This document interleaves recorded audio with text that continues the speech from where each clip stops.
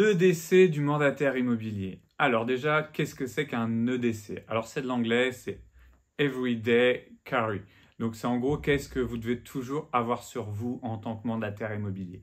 Donc je vais essayer de vous faire une liste. Alors elle n'est pas exhaustive, on peut en rajouter, chacun doit avoir sa liste. Moi j'estime que c'est le minimum à avoir et en tout cas c'est ce que j'ai toujours avec moi quand je vais en rendez-vous. Et avec ça, j'arrive à tout faire. Alors, on peut en avoir beaucoup plus. Moi, j'aime bien peut-être un petit peu être minimaliste dans mon approche. Donc, je vais vous dire un petit peu ce qu'on peut avoir en tout cas au quotidien. Donc, la première chose, déjà, je trouve évident, mais bon, je le rappelle quand même, avoir son smartphone.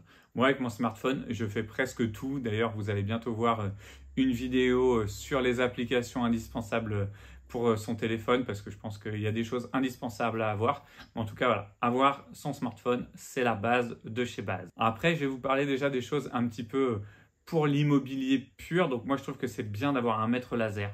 Alors, on peut encore être aussi au mètre ruban. Je sais que j'ai un collègue qui en a toujours un.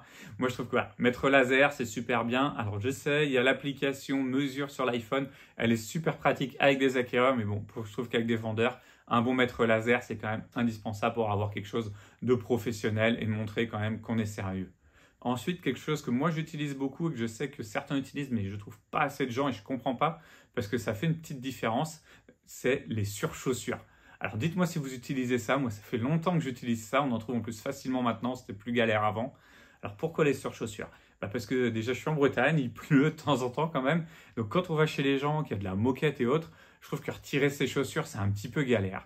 Donc quand vous arrivez en rendez-vous, vous prenez vos petites surchaussures bleues, là on ressemble à des schtroumpfs, ça permet un peu de briser la glace déjà, parce qu'on peut faire une petite blague dessus.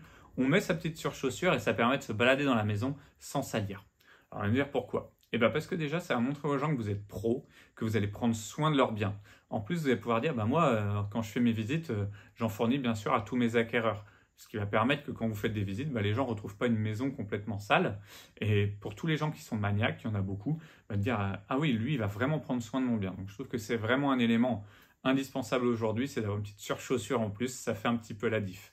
Alors il y a d'autres choses, j'ai pris des petites notes quand même.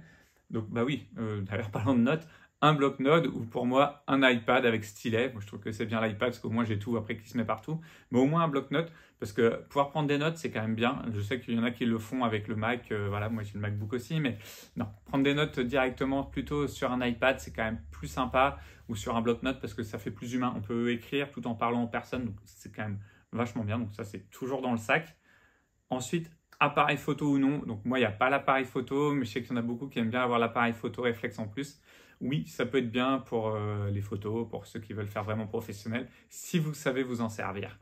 Donc moi, à la place de mon appareil photo, je prends ma caméra 360. Je ne sais pas si je vous en ai déjà parlé.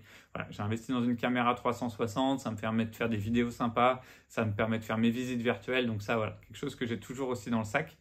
Et bien sûr, le trépied qui va avec, puisque ça me permet de montrer pied, de faire mes photos et en même temps de faire les vidéos à 360. Donc ça, c'est indispensable avec la cache, puisque c'est ce qui va permettre d'être professionnel sur le rendu photo. Ensuite, j'utilise de temps en temps aussi un petit stabilisateur pour les vidéos, parce que ça, je trouve que c'est quand même super important aussi pour pouvoir faire des belles vidéos et être stable. Si jamais vous ne les faites pas la caméra 360, je conseille quand même le stabilisateur. Et pour moi, c'est tout ce que j'ai dans mon sac. J'ai donc un petit sac, c'est pratique, ça me permet de l'avoir toujours avec moi, de ne pas avoir grand-chose. Et je dirais même que je peux faire 90% des choses juste avec l'iPhone. Donc voilà, moi c'est le côté minimaliste que j'aime dans ce sac, dans ce petit EDC de l'agent immobilier. Alors j'aimerais bien connaître vous, ce que vous emmenez, parce que je trouve que c'est super intéressant, je trouve que ça en dit beaucoup. Et peut-être qu'il y a des petites astuces que vous avez, des petites choses que vous prenez avec vous que je ne connais pas et que les autres ne connaissent pas. Donc n'hésitez pas à me le mettre en commentaire, parce que ça je suis fort intéressé d'avoir des petites choses à prendre. Moi, voilà, en tout cas, c'est vraiment ce que j'emmène.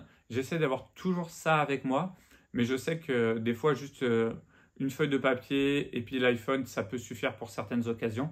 Maintenant, essayez de montrer que vous êtes professionnel. Donc, les objets qu'on emmène, généralement, c'est pour simplifier la vie et pour montrer notre professionnalisme au niveau du travail.